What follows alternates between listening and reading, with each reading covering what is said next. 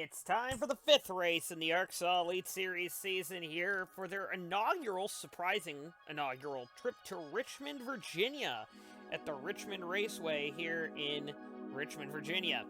It is a Jesse Turner, Eric Monaco front row with both the DNCs in second. As you can see, just kind of from this starting grid order, a lot of the more handling-based cars are higher up the grid than some of the power cars. This is going to be something that you're going to need to watch as this race goes on. Big news item is actually out of car 24. This is Gretchen Faust here driving for the ARC America team. A little bit of a story on this.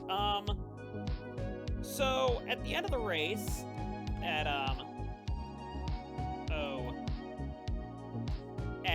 Arkansas, Stuttgart, Austin Silverspoon got a 2 strikes and a rear of the grid penalty.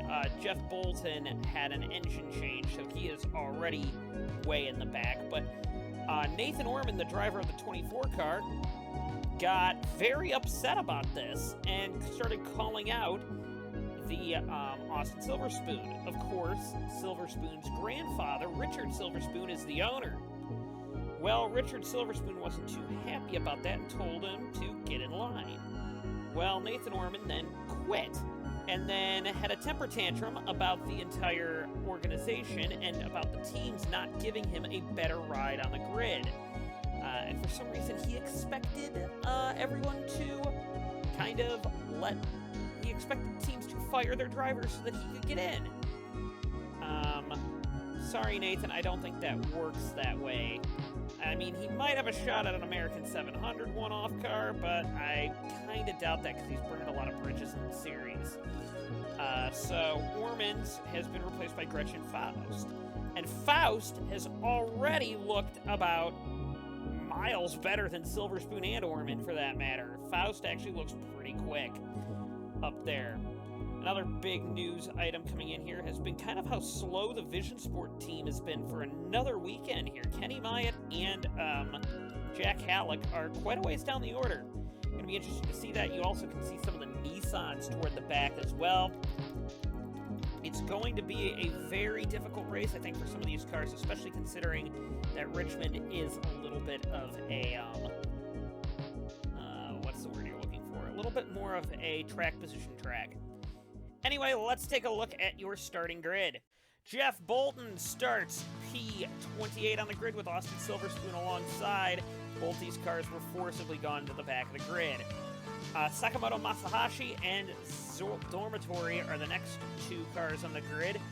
That didn't exactly run that well here. We kind of were surprised by that because we thought this would be a track that they'd be able to do something at. Benoit Laverne and Gretchen Faust are also on the grid now. Gretchen Faust, like I said, already looking faster than Ormond did in that car. Dewitt Friedel Jr. and Zachary Fitzwater will be starting in the next row up the grid. That would be 22nd and 21st. 20th and 19th goes to Jordan Presto and Zayden Davidson, with Vander Pesch and Ozkin on the next row there. Ozkin, of course, did a really good job qualifying. Daniel Bouchard, I think this is the first time he has not been in the top 10 in qualifying, and Sean Ard are kind of in the mid-pack of the race, with Jack Halleck and Raymond Fisher on the row in front of them. Dale Cole Jr. once again proves that he is a good oval racer here, as he has kind of improved his standing with a lot of his competitors after his pretty good run at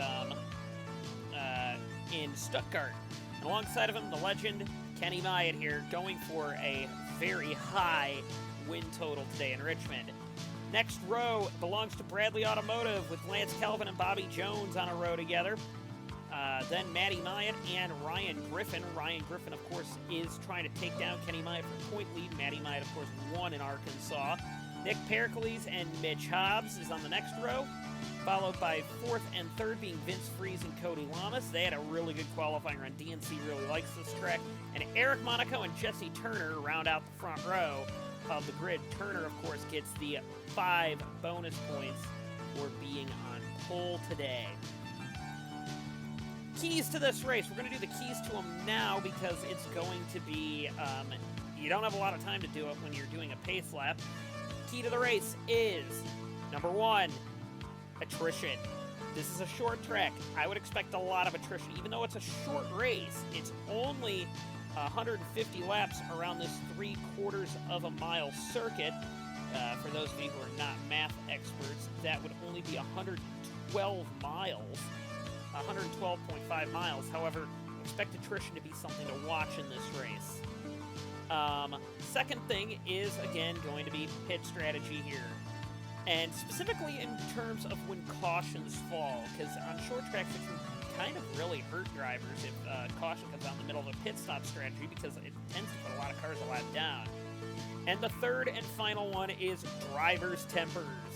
How will drivers keep their tempers in check, knowing that they're going to be short track racing for 112 miles? That's going to be something that these drivers are going to have to deal with today.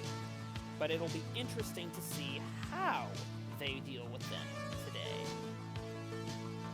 Let's go down to the outlap. Jesse Turner will lead the field of 28 down to the green here. As you can see, Richmond is a very tight track for those of you ARCSOA fans who do not know what Richmond Raceway is. Here we go. It is a very heavily sponsored track, might I also say here. Off the corner they come. Turner gets a great jump there. Monaco did not. Neither did Lamas, for that matter. So, great start by Jesse Turner there. He caught the field napping there. Off into turns. Off of turn 2 they come now. Seems like the field is doing a good job there. Monaco is all over the back bumper of Turner now. Toward the back, we're looking here, making sure you can go 3 wide around this track. It's not unquestioned. It can kind of lead to accidents if you're not careful. Oh, Cole Jr. already in the wall there. Not sure how that one happened, but we will take a look here. I don't believe they threw a yellow for it. Yeah, this one started with Daniel Bouchard and the 19 of Sean Ard get into each other, and that kind of puts Cole Jr. in the wall because he was on the outside there. Tough break for Cole. Since the start of this race, Vince Freeze has kind of fallen back there. He's already gotten into the wall once, as you can see from the left side there, and now he is all the way back. He started, I believe, 4th on the grid, and now he's fighting for 9th, really. He could drop all the way to 9th in this battle right now. He has fallen back quite quickly in this race. However, drivers and teams have time here. It is a short race mileage-wise, but in short track terms, 150 laps is quite long. Oh, we got a caution on track. This is Bobby Jones in it. Looks like Benoit Lothaire V got a piece of maybe Dale Cole Jr. there. We'll take a look and see what happened here in a second, but everybody else seems to get into line quite easily here.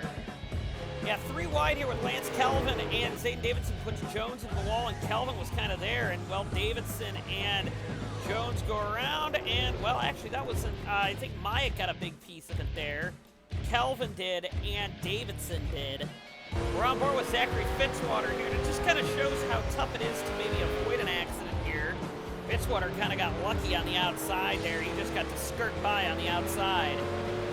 Ryan Griffin here is on a different pit strategy, and he realizes track position means a lot here. He only took 2 right side tires there and came out in front of Jesse Turner and Eric Monaco there. And as you can see, those 4-tire guys, they really got held up there behind Mitch Hobbs, Do It for Dale Jr., Cody Lamas, and Vince Freeze there. Griffin just had a rocket ship of a pit stop. Nick Pericles did not get one of his tires secured on his initial caution flag pit stop, so they had to bring him back down pit road to get another tire checked on it, so tough break for him. Ryan Griffin, Vince Freeze, and Cody Lamas, I don't know if they necessarily think that they have the fastest cars in the race.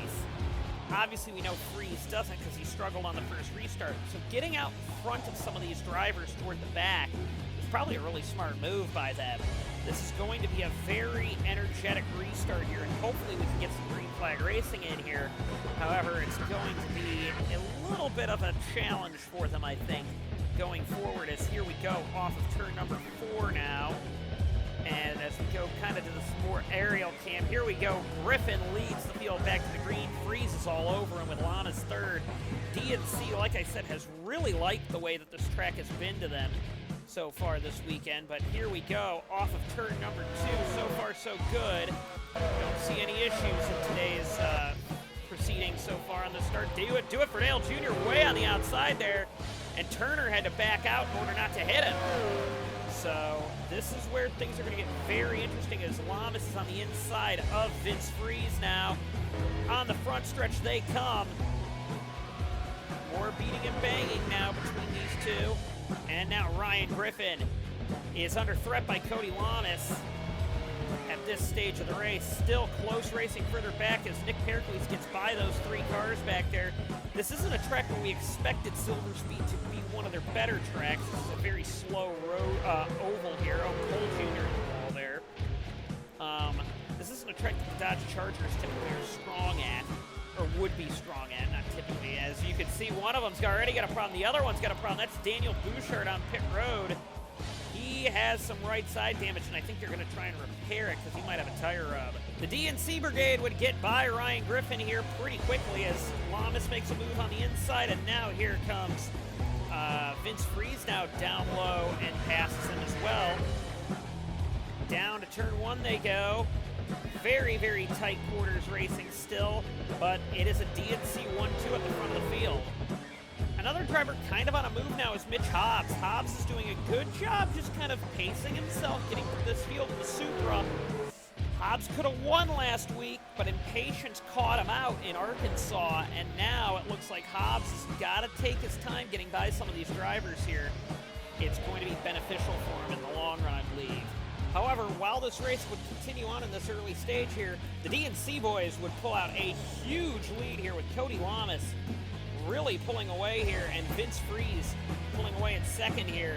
We didn't expect this much dominance on short tracks from DNC. This really hasn't been their MO, short tracks haven't been.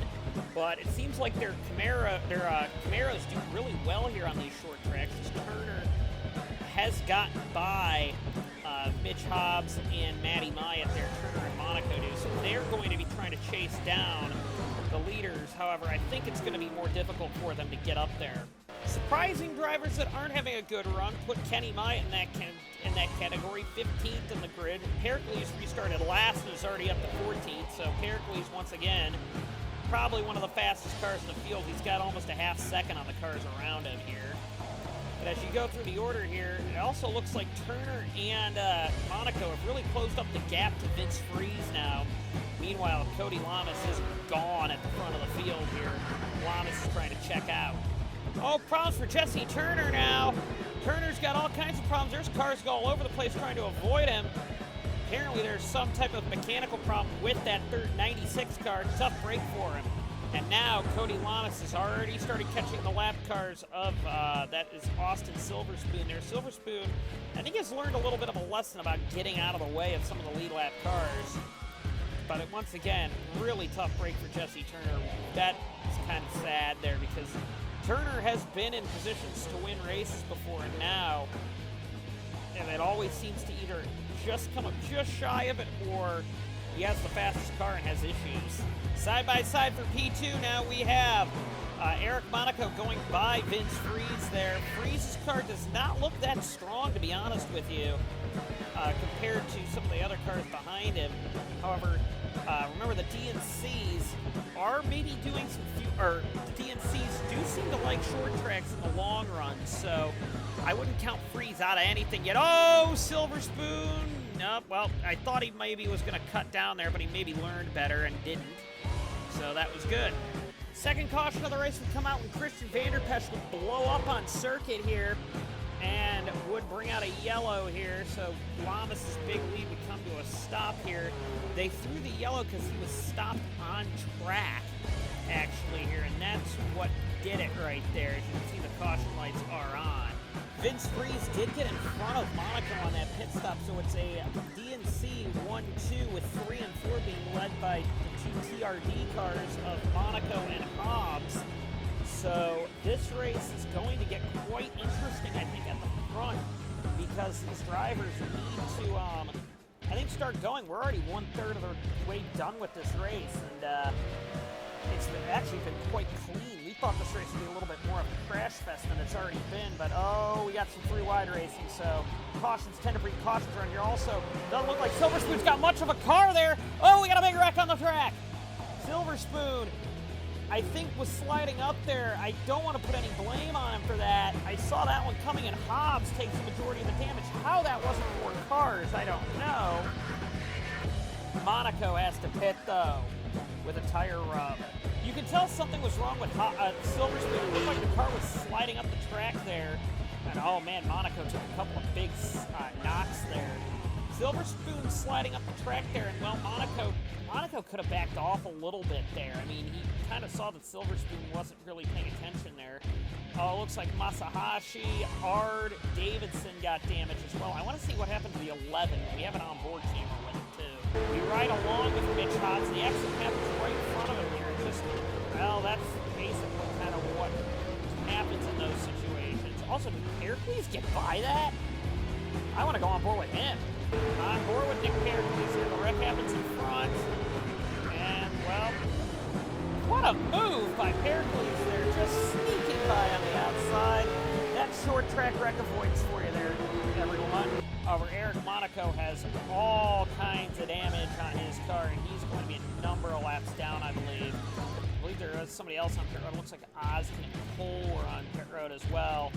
Eric Monaco, one of the fastest drivers of the day, is out, along with his friend Jesse Turner, who was on the front row with him. Well, Monaco's not out yet, but Turner's out, but it's going to be a real hard fight for them to get back up to the order.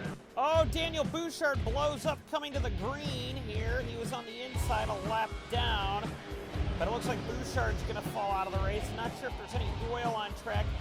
Lamas and Freeze once again get off to a good lead here.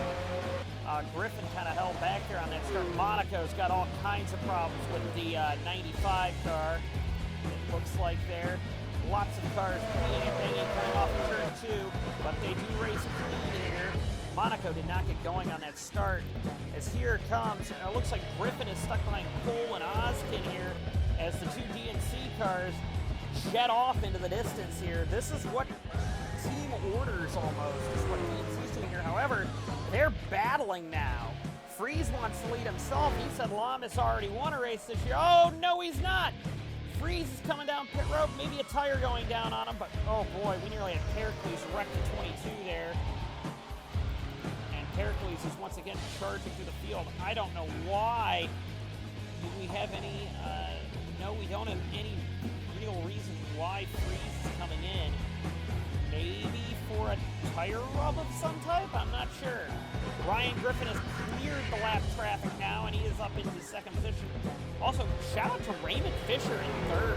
Didn't really expect Fisher this high up the grid. Pericles is in fourth with Matty Myatt fifth and Kelvin sixth. Going back to the order, that's Zolt Dormitory in seventh. We did not expect Dormitory this high up the grid either. Fitzwater also on pit road.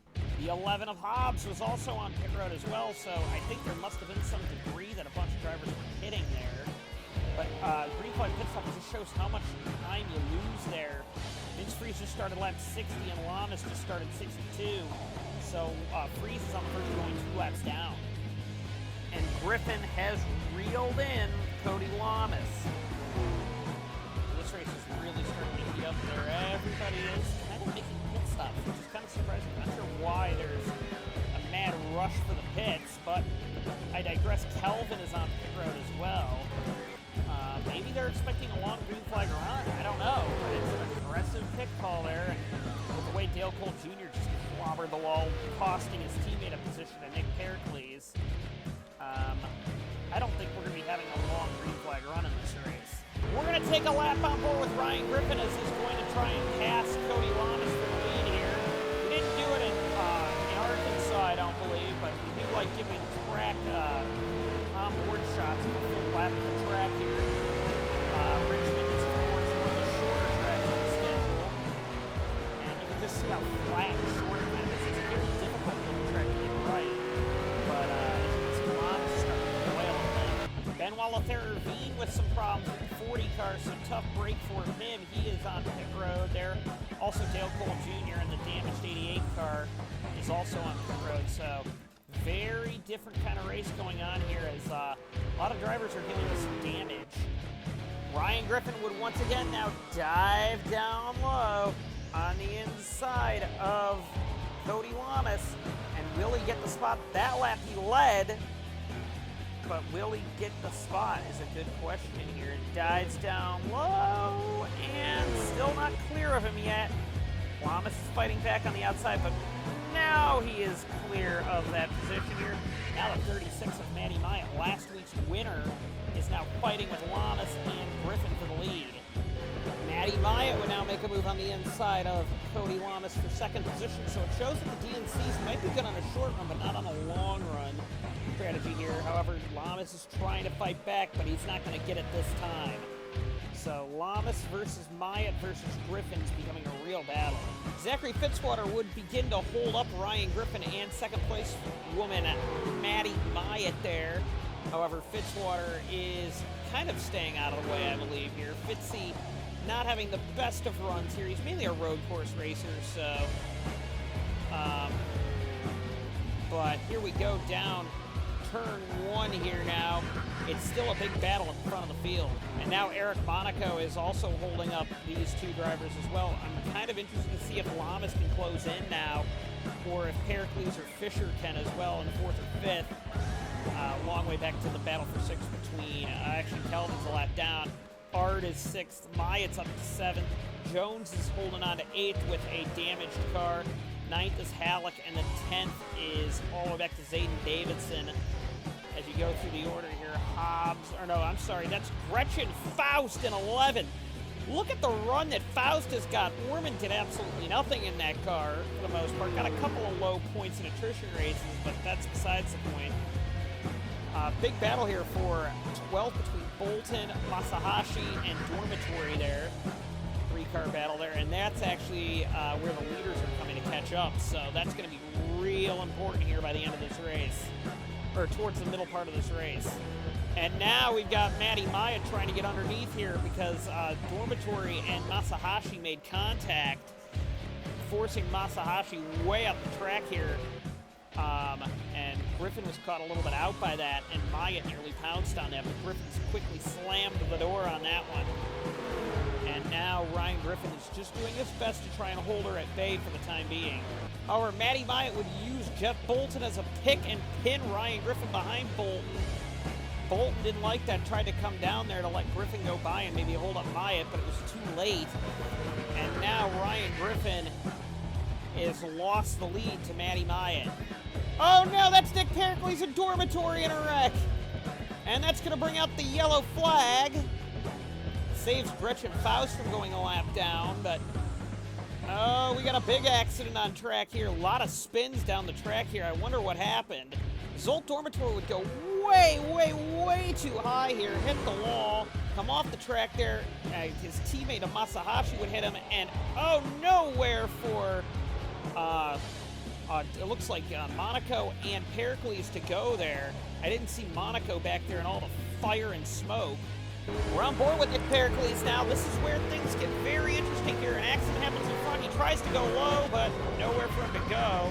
Oh, and did Raymond Fisher get a bit of that as well? Yes, he did. Fisher's going to go out of the race as well, so a great run for Raymond Fisher ends quite badly for him. We thought he was going to be getting some very solid points for Project X. On board with Raymond Fisher now. You'll see what he saw at the front of this incident here. He goes down low, and he would have had that made if Pericles didn't lose control of the car trying to avoid. On board with Zachary Fitzwater now. I believe he was the first car to make it through this incident here.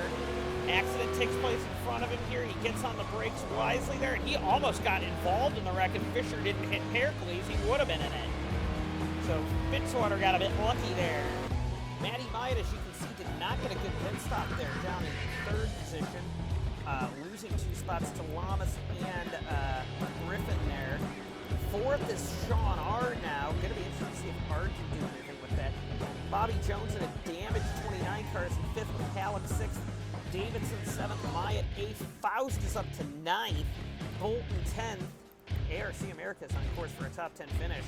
That's quite impressive there. And that's the end of the lead lap cars there as Bolton and everybody else goes by. So it looks like Faust, as long as she doesn't lose a lap, Gretchen Faust is going to stay on the lead lap. Oh, Fitzwater with more problems there. It's a suspension problem for Zachary Fitzwater. So tough break for Fitzy there. I was expecting him to do pretty decent in this race, but apparently that isn't the case. Ryan Griffin with only about, I'd say, 49 laps, 48 laps to go at the end of this, on this restart here, is looking for that first win on the season. And with Kenny Myatt quite a ways down the order, this could be a day where he could get the point lead out of this. However, drivers like Matty Myatt and Cody Lamas, who have already won a race this year, are looking forward to that. Ard did not get a great restart there at all. Ard was caught napping there on that restart, and the top three blast by the lap cars here. However, Matty Myatt struggling a little bit with Bolton. Looks like, oh, we got a car in the wall. We got a big crash. Ard around on track, and oh, Davidson's in it. Faust is in it. Myatt is out with fire issues. Oh no, that was a big accident on the restart. Cautions tend to breed cautions on these short tracks, and that's just what happened there. Here it is from the helicopter cam. Ozkin gets into the wall, and just nowhere for a lot of people to go there in that incident. And here it is again. It looks like it started actually with Cole and Jones maybe getting a tip from Halleck there, and just incidents breaking loose all over the track. On board with Halleck from the restart here. We're going to see what happens here. Ozkin gets into the wall here, but it actually starts with Bobby Jones coming down on Halleck there, and Cole really had nowhere to go. This incident would puncture a hole in the radiator of Kenny Myatt's car, and he would fall out of the race with it. Just, he does a good job missing it here. Tries to get by and then just doesn't expect Ard to be there. Expects Ard to be further down the track, and that's going to knock Myatt out of the race, possibly out of the point lead. 14 cars still left on track here. It was a pretty clean race, except a lot of these accidents have been taking out multiple cars.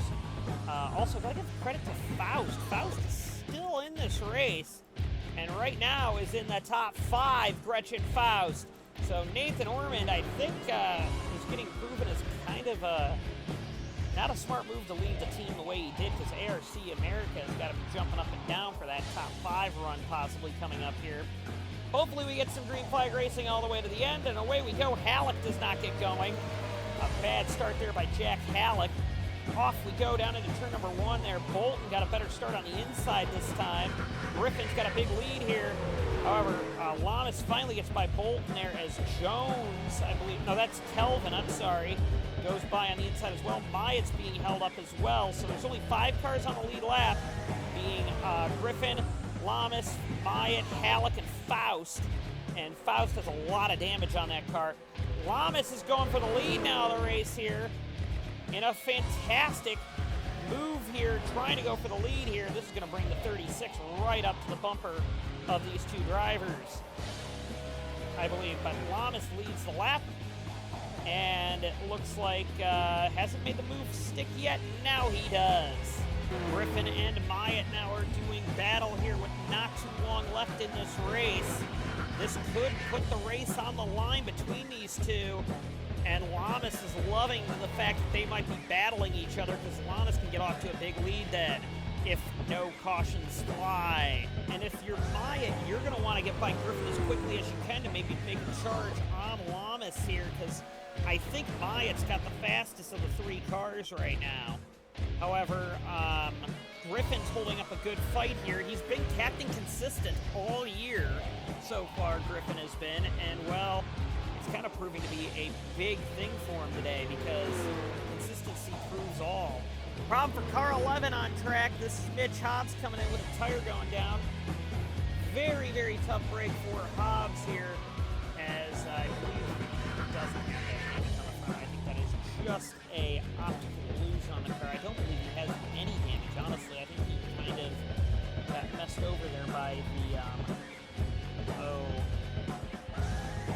incident, or by a caution flag and pit stop cycle.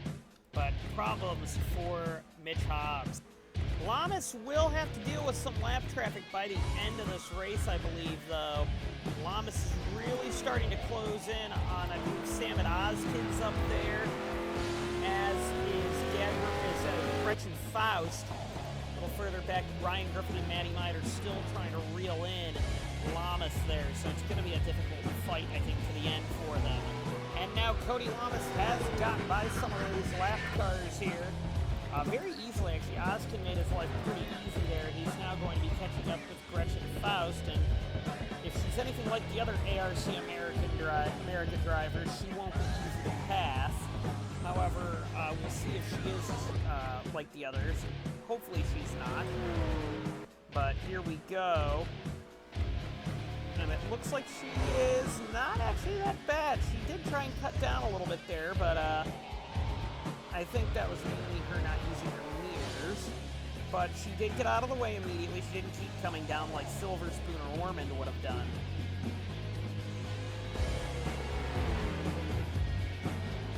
But good position for them. Griffin and Myatt have gotten by Ozkin already. And lo, what is Griffin doing? He slides way up the track there, and Myatt's actually going to look underneath, I think. Nope, well, it's going to be a little bit more difficult contact there between Faust and Griffin. Griffin did not expect the 36 to go that far down the track.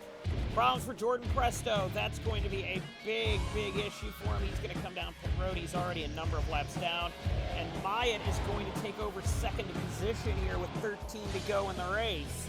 So here we go. Close quarters racing now, but does she have time to chase down Cody Lamas? Considering this mess of cars here with Masahashi, Bolton, and Cole is the next group of cars that Lamas is going to have to deal with, Myatt's got a little bit of a lucky break, I think, coming up here. Especially if Lamas doesn't do a good job getting by it. And now Lamas has caught this group here. Masahashi does a great job getting out of the way here for Lamas. That is a good move there. Bolton and Cole have been battling, so that might be a bit of a problem for them both, for Lamas there, as Bolton and Cole doing battle is not good for him trying to get by some people. Definitely not at this rate. And it's being very difficult still for these drivers as they keep going. As now, Lamas does get by Bolton, and I think that's probably going to solidify the race win right there. And gets by Cole. I mean, just an expert showing here by Cody Lamas to get by some of these drivers. It's just awesome to see how he's handled this, to be honest with you. Cody Lamas has put on quite a good show today. He's been in the top three basically the whole race here. DNC really likes this track, and I think DNC's proven that they've got a really good short track and road course setup. He's coming to take the white flag now, and there's not a whole lot Matty Myatt or Ryan Griffin can do about it, as Lamas now is on the final lap here. He's going for his second win on the season. This is what Lamas did last year. He was very, very hitting on winning races, and he's seeming to do that again here. He'll get 2 wins in the first 5 races of the year. Cody Lamas comes off the final corner.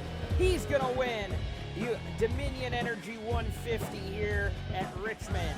A great showing here. Oh, we got an incident on the track. There's somebody on pit road there.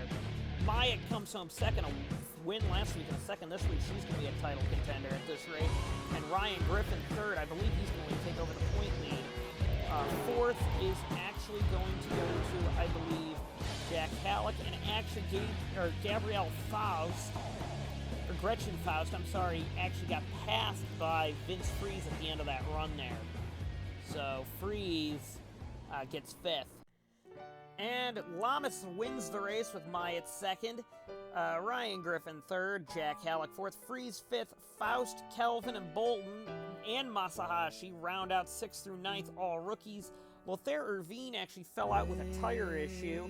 11th goes to Hobbs, 12th goes to Ozkin, 13th goes to Cole Jr., 14th to Presto. The last car to finish the race is 15th, and 16th go to Davidson and Myatt. Hard, Jones, Fitzwater, Fisher, Pericles, Dormitory, Monaco, Bouchard, Silver Spoon, Vanderpesch, Turner, and Fordale will all score no points and were out of the race. Davidson and Myatt, of course, fell out and got points from their results. And congrats, everyone. Cody Lamas is our new point leader today, with Ryan Griffin second, Kenny Myatt now down to third, Lance Kelvin the rookie in 4th with Matty Myatt in 5th. Also, the win column needs to be changed there. Cody's got 2 wins. Halleck is in 6th with Bobby Jones in 7th. Eric Monaco 8th. Freeze 9th, and Vanderpesch 10th. I think we're starting to see who these championship contenders are going to be as we go forward, because winning is so important in this series. With 50 points on the line for a victory, it's going to be important to get a win, I think, going forward. And Lamas has proven that this is kind of a format that suits his driving style there. Vanderpesch is down there. Pericles on 49. Bouchard on 46. Bad day for Silver Speed. Ozkin, Masahashi, Turner, Ard, Cole, Bolton, Hobbs, Davidson, Fitzwater, Presto, Lothair, Irvine, Faust doubles the point, or gets more points in one race than ARC America did all season. The entire team did all season. Fisher, Fordale, Ormond, Dormitory, and Silver Spoon is in last in points right now. But Cody Lam is doing an awesome job in the point lead right now. After Bradley Automotive's rough day, DNC takes over the point lead with Bradley Automotive 1 point over third place Vision Sport Honda. Ford Performance Technology is down in 4th with Faulkner Kelly in 5th. Silver Speed and Nismo Sport tied at 95 points with TRD on 93. With Medina Moro, Action Terra, Menervini. Action Terra and Menervini are tied. Team Tim Taylor on 46, Project X on 43, and ARC America on 27.